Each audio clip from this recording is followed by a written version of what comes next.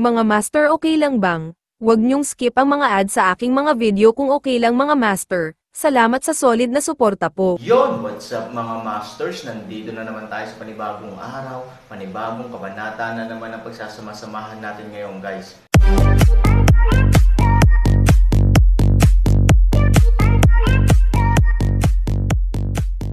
Bali mga masters, kung bago ka pa lang po sa aking YouTube channel, please click the subscribe button, lalong-lalo na po yung notification bell guys, para maging connected pa rin tayo sa isa't isa at maging updated kayo sa mga susunod ko pang video.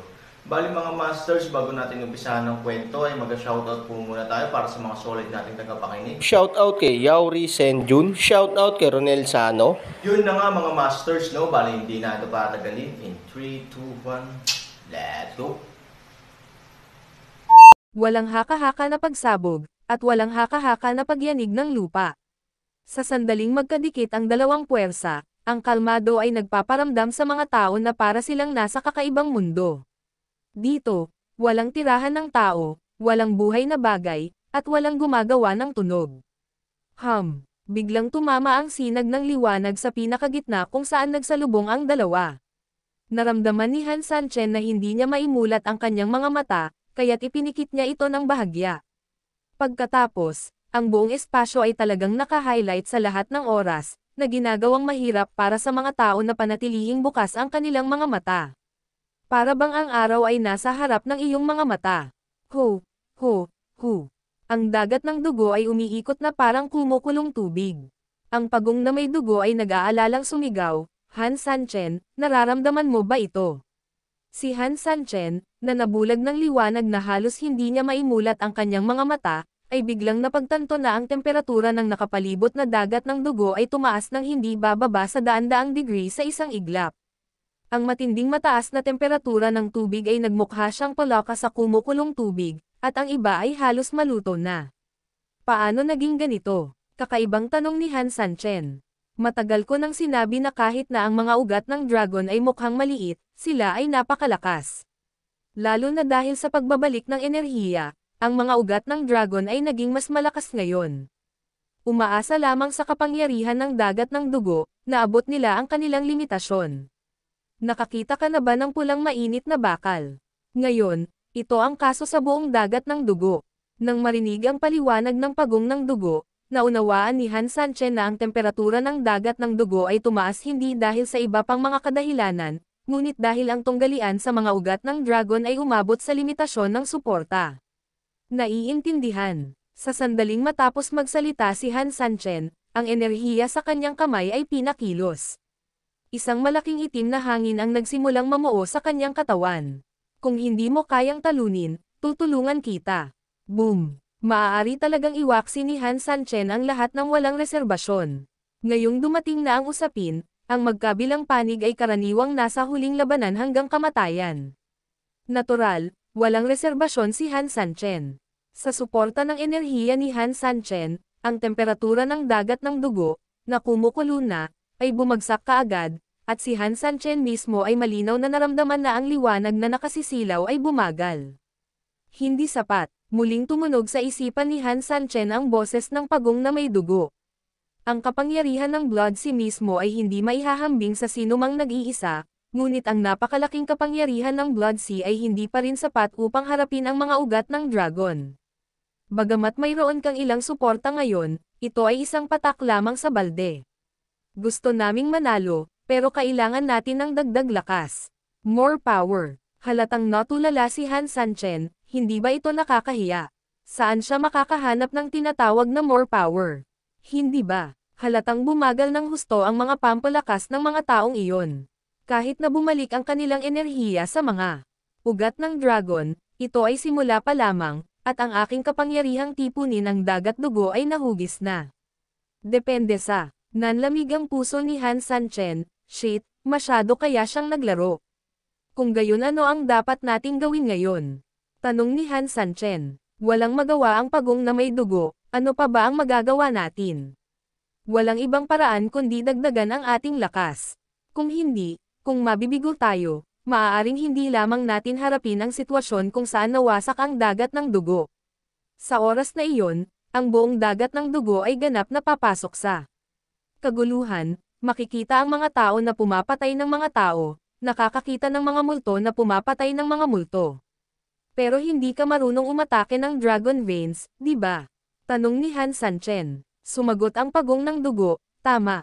Sa oras na iyon, kailangan nating harapin ang dobleng pag-atake ng dagat ng dugo at ng mga ugat ng dragon. Kahit na ang hari ng langit, si Lao Tzu, ay tiyak na hindi makakaligtas sa sitwasyong ito. Damn it! Kumunat ang noo ni Han Sanchen. Nang makitang nakasimangot si Han Sanchen, sa totoo lang, medyo nakaramdam ng pait si Zugi. Pagkatapos ng lahat, nagpa siya si Blood Turtle na sumama kay Han Sanchen matapos isuko ang maraming bagay. Ang resulta, the moment na sumali siya sa grupo, wala pa rin siyang ginagawa, kaya siya niloko ng ganito. The key point is that it's hard to say for him, total sumama lang siya sa Han Sanchen, and the Blood Turtle is also a face-saving thing. I really can't complain. Then what? Gustong sabihin ng Blood Turtle, pero sa huli ay nag-alinlangan siya. Hanggang sa huli, hindi pa rin nagsasalita ang dugong pagong. Nagsisisi ka ba? Ngumiti si Han Sanchen, huwag kang mag-alala, hindi ka pagsisisihan ni Kuya. Tingnan mo, gagawa ako ng mas malaking hakbang. Matapos ang mga salita ay bumagsak, ang mukha ni Han Sanchen ay nagpakita ng isang madilim na lamig. Malaking galaw. Halatang nabigla ang dugong pagong. Oo, isang malaking galaw. Napabuntong hininga si Han Sanchen, sa totoo lang, ayaw ko talaga. Kung tutuusin, medyo lason ang bagay na ito sa paningin ko. Pero ngayon, wala na akong ibang choice. Noong una gusto kong makipag-away sa kanila sa normal na paraan, pero akala nila madali akong i-bully. Tumigil ako sa pagpapanggap, at nagkaroon ako ng showdown. Some pain it. Talagang nanlumo si Han Sanchen. Noong una, gusto lang talaga niyang gamitin ang dagat ng dugo para basagin ang mga ugat ng dragon. Pero ngayon, wala na talaga siyang ibang mas magandang paraan. Ang malaking galaw ay napakasimple, ito ang malaking porma sayon ng buong Chanmo Castle. Sa kabutihang palad, hindi binawi ni Han Sanchen ang maliit na itim na patpat para sa kapakanan ng sitwasyon, ngunit hayaan itong magsilbing mata ng porma sayon upang patatagin ang sitwasyon. Hindi ko inaasahan na ito ay magagamit ngayon. At, 2 beses, sa kabutihang palad, wala akong iba pang mga pakinabang, ngunit palagi akong gumagawa ng isang mahusay na trabaho sa pagpaplano para sa isang tagulan. Pagkatapos sabihin iyon, bahagyang ipinikit ni Han Sanchen ang kanyang mga mata, at mabilis na ikinonekta ang kanyang isip sa kamalayan ng maliit na itim na patpat. Pagkaraan ng ilang sandali, bahagyang nanginag ang buong Sky Demon Castle. Maraming mga tao na nabubuhay pa sa Polar Bear Legion ang nakaranas lang ng kakaibang insidente na napalibutan at biglang nawala. Sa ilang sandali, ang isang grupo ng mga tao ay ganap na natulala. Anong kalokohan ang nangyayari? Originally, kami ay napalibutan ng mahigpit, at maaari na lamang naming hintayin ang kamatayan, ngunit biglang nawala ang pagkubkob. Hindi kaya ang mga lindol na ito ay sanhi ng mga magnanakaw na sinusubukang pahirapan tayo at patayin. Damn it, nakakapuot talaga ang mga magnanakaw na ito. Nagmumura, nagsusungit, isang grupo ng mga tao na walang kamalay-malay na nagsiksikan. Pinoprotektahan nila ang isa't isa, at sila ay lubos na nagkakaisa sa ilang sandali. Gayunpaman, pagkatapos ng pagkabigla, ang lahat ay mabilis na tumahimik muli, na parang walang nangyari ngayon. Panipi, ang isang grupo ng mga tao ay mas hanggal, ano ang nangyayari? Nang siya ay nalilito, si Han Sanchen ay nakatuon na dito. Isang hindi nakikita, napakalaking kapangyarihan ang nagmula sa isang lugar sa kastilyo ng Chanmo, at pagkatapos ay dumating hanggang sa mga ugat ng dragon sa ilalim ng lupa. Sila ay tahimik, ngunit mas mabuti kaysa sa tahimik. Saan man ito dumaan, kung may mga taong tulad ng mga ordinaryong tao. Tuldok, si Yingxia, nang umatake sila sa oras na ito, nakaramdam sila ng matinding pressure. Ngayon lang, anong nangyari kanina? Itinigil ni Daoskar ang patayan sa kanyang kamay at nag-aalalang tanong. Pinugutan din ni Ivory ang mga huling lalaking nakaitim sa harap niya gamit ang isang espada. Kahit na sinubukan ng dalawa ang kanilang makakaya upang patayin ang kalaban, ngunit ang kalaban ay talagang tulad ng usok, masyadong mabilis na nagkakalat. Umiling si Ivory, hindi ko rin alam. Lola, anong ginawa ng mga yon? Mabababa kaya ang puwersang yan para harapin ang pinuno? Malamig ang mukha ni Ivory. Napakataas ng posibilidad na ito, at kung totoo ang posibilidad na ito, isa itong bangungot para kay Han Sanchen. Madam, anong dapat nating gawin? Paano kung patayin natin at tulungan ang pinuno? Hindi. Nag-aalalang sinabi ni Ivory, kapag nakapasok na tayo, magbubunsod din tayo ng mga halimaw. Mahirap sabihin kung magpipigil o tutulong. Pero, nang marinig ito, mas nabalisa si Scar. Huwag kang mag-alala. Biglang nagsalita ang pangalawang kapitan na kanina patahimik. Sumulyap sa kanilang dalawa, umiling siya at sinabing, ang pagpapatawag ng mga ugat ng dragon ay natapos na, at ang kapangyarihan ngayon ay hindi na ang kapangyarihan ng mga ugat ng dragon. Bilang isang tao na pinapakain ng dragon veins, napakalinaw ko at nakikilala ko ang lahat ng uri ng pagkakaiba. Ang kapangyarihang iyon, talagang hindi. Hindi ba ito ang kapangyarihan ng mga ugat ng dragon? Natigilan si Ivory, pwede ba? Pwede ba? Biglang parang may naisip si Dowskar. Walang nilinaw sa dalawa, ngunit ang mga lihim na nasa sabik na mga mata ay nagpakita na sila ay may parehong iniisip. Damn, hindi ba dapat ito ang kapangyarihan para suportahan ang pinuno? Ito pa rin, ang kapangyarihan ng pinuno. Basta, saan nanggagaling ang kapangyarihang ito? Para kay Scar, ang puntong ito ay talagang lubhang nakakalito. Pagkatapos ng lahat, anong uri ng big shot ang maaaring magkaroon sa Chanmo Castle, at anong uri ng big shot ang maaaring magkaroon ng ganoong nakakatakot na kapangyarihan? Parang wala. Natarante rin si Ivory, ngunit hindi nagtagal, ngumiti siya. Siguro, nahulaan ko kung anong uri ng kapangyarihan iyon. Anong kapangyarihan? Ang kapangyarihan ng buong Sky Demon Castle. Ma'am, ang ibig mong sabihin, ang pinuno. Paggamit ng mga barbaro para kontrolin ang mga barbaro, kung tama ang hula ko, malamang na ang puwersang ito ay ang kapangyarihan ng malaking pormasayon sa Chanmo Castle. Sa madaling salita, ito ay kapangyarihan ng lahat sa Chanmo Castle. Ang kapangyarihan ng lahat ng tao.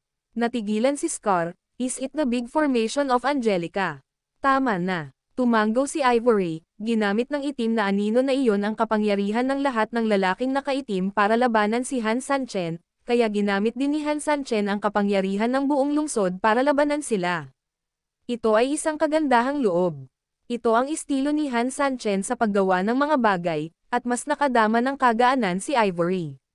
Mukhang mananalo tayo. Natapos magsalita si Ivory, at tumingin sa gilid ng pangalawang kapitan. Alam kong napakahirap ng iyong pinili, ngunit dahil nagpupursage ka, kaya ko lang masasabi sa iyo na hindi mali ang iyong pinili. Pagkatapos sabihin iyon, kumpiyansa na tumingin si Ivory sa dagat, biglang idinilat ni Han Sanchen ang kanyang mga mata na may nakakatakot na kapangyarihan na nagmumula sa pormasayon ng Chanmo Bao.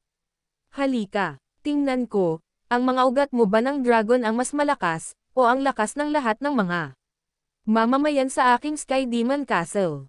Uminom. Sa isang dagandong, si Han Sanchen ay tumulak pasulong gamit ang dalawang kamay. Boom! Sa ilalim ng puwersa ni Han Sanchen, ang walang hanggan na puwersa ay direktang tumama ng may galit. Sa isang kisap ng mata, ang halos muling pagkislap ng dalawang puwersa ng mga tao ay halos masilaw na mga sinag ng mga tao. Hindi maimulat ni gulo-gulo ang kanilang mga mata. Ang dalawang panig ay umabot sa isang estado ng balanse. Siyempre, ang balanse ay hindi nangangahulugan ng pagtatapos. Ang mga mas malakas na puwersa ay patuloy na nakakaapekto sa mga ugat ng dragon. Ang kapangyarihan ng mga ugat ng dragon ay nagpapatuloy, ngunit ang pagtitiyaga na ito ay malinaw na isang napakahirap na kilos. Damn it, gamitin ang kapangyarihan ng Chanmo Bao Formation para labanan, Han Sanchen, meron ka talaga. I'm not afraid to tell you that just a second ago I thought that you were cheating on me and recruited me to your side, but you are playing with me here. Now it seems that you have such power behind you, you really deserve it. Play. Walang imak na reklamo ng dugong Pagong. Gayunpaman, masaya ngayon ang puso ng Pagong. Bahagyang ngumiti si Han Sanchen, wala akong kakayahan, sa tingin mo ba ay nangangahas akong maging napakalasing? I told you before, I am a person who never do things that I am not sure about. Watch me perform. Matapos malaglag ang mga salita, biglang lumakas ang kapangyarihan ni Han Sanchen. Ang mga ugat ng dragon na lumalaban dito ay malinaw na pinagbantaan matagal na ang nakalipas, at sinimulan kong isagawa ang aking huling desperadong pagtutol. Ngunit para kay Han Sanchen, halatang huli na at hindi gaanong mahalaga. Isang piraso lang ng cake. Boom! Wala nang kapangyarihang magligtas si Han Sanchen.